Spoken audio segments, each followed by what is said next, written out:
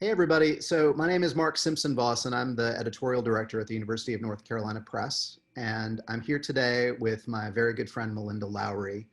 And we're recording this interview during ScholarStrike 2020 on September 9th. And when the ScholarStrike was announced on social media, I knew that the person that I really wanted to spend some time talking with was Melinda, who has been a good friend and my collaborator and fellow thinker for a long time. So Melinda is, among other things, a professor of history at the University of North Carolina, Chapel Hill, and director of the Center for the Study of the American South at UNC. And Melinda has written all sorts of books and essays, including two books that we've worked on together, the most recent of which is called The Lumbee Indians and American History. And so Melinda, thanks for agreeing to make some time to Oh, talk this today. is such a pleasure. Thank you. So the place I wanted to start, with all of the public attention around the 1619 project, and as ScholarStrike has kind of started, one of the points of reference has been this national conversation around legacies of racism and white supremacy.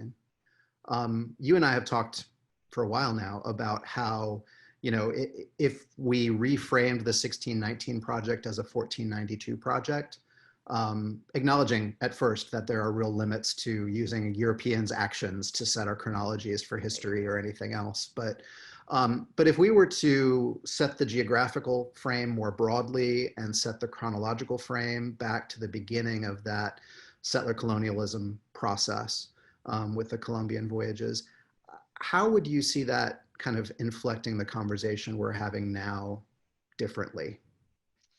Well, one of the things that I loved about the 1619 project was how its intention was not so much to reevaluate what happened that year from a historiographic perspective at all. It was to use the tools of documentary and journalism and history to talk about how racism is a structuring force today and since 1619. So it was an incredible preview to the awakening that many Americans have had in 2020 around, why structural racism, how racism is a structural force, not just an individual relationship or set of dysfunctional relationships. Racism is pathological in the sense that it's structurally embedded into our society. And so 1619 Project gave us this incredible set of resources to show that, to elevate the knowledge of the public. In that light, a kind of 1492 project could help us understand colonialism in a similar way. And I think, unfortunately, in U.S. history, we have this idea about the colonial period as if it was in the past. And what American Indians and indigenous people all over the world are living in 2020 is that colonialism is still with us. We're still in the colonial period. As long as American Indian and other indigenous populations are not able to exercise their self-determination or set the terms for things like citizenship in the lands that they have stewarded and nurtured for thousands of years, then we are very much still in the colonial period. So in the United States, that takes the form of something called settler colonialism, of course, where colonialism is not just an extractive process. Slavery is part of colonialism, and it's part of settler colonialism in the United States.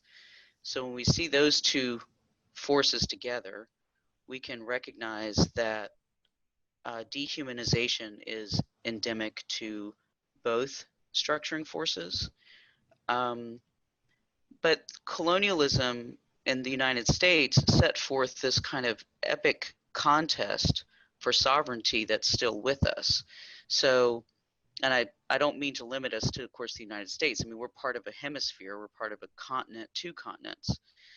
that have relationships with the rest of the globe and really always have had them. So this contest for sovereignty is taking place everywhere.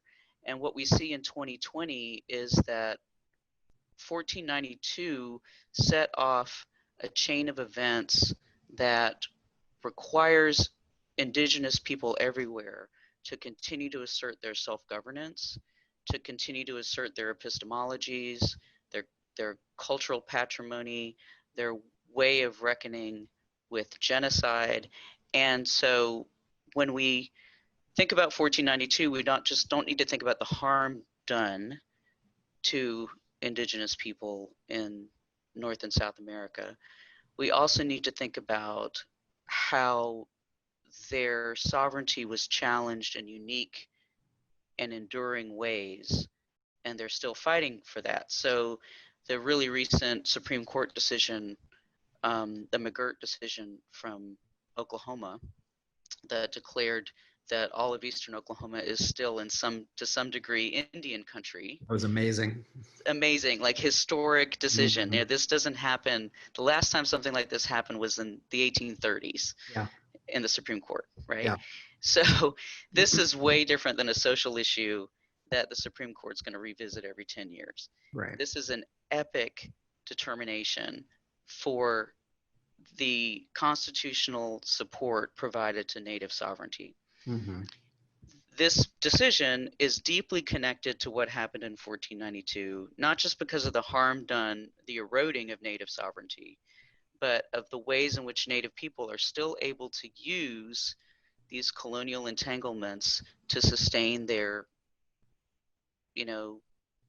time immemorial stewardship over their land. Mm-hmm. That there's actually a use of, in a way, the use of the master's tools, using these legal structures to actually reassert and reaffirm something about indigenous self and indigenous self-governance. Mm-hmm. And I think most indigenous folks wish we were not in the situation of having to use the master's tools, and many of us don't, right? Many Mm-hmm. people prefer to create their own structures, continue to resist, etc. But you have a real need for many different approaches in the complex world of colonialism.